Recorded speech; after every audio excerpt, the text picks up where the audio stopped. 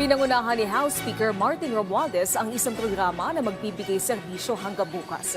Ito ang ika-25 BPSF Caravan na inilunsad sa bansa at bagamat huli na ito para sa taong ito, tuloy-tuloy pa rin naman ang rollout ng programa sa 2025. Sa 2 araw na BPSF Caravan sa Samar, inaasahang papalo sa 60,000 beneficiaries ang makikinabang.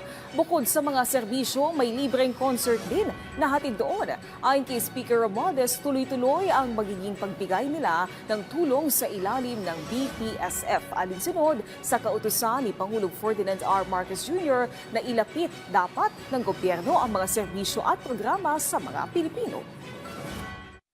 Itong programa na to na Bagong Pilipinas, ito talaga ang pinag-isipan pa natin mga tagal ni President Ferdinand R. Marcos Jr.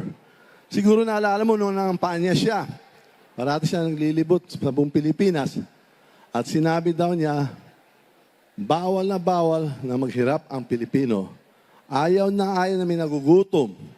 Ayaw niya na nihihirapan ang mga Pilipino. Kaya dapat yung gobyerno, yung serbisyo, programa ng gobyerno, kailangan ibaba sa taong bayan. Kaya nandito po tayo sa Bagong Pilipinas Serbisyo Fair.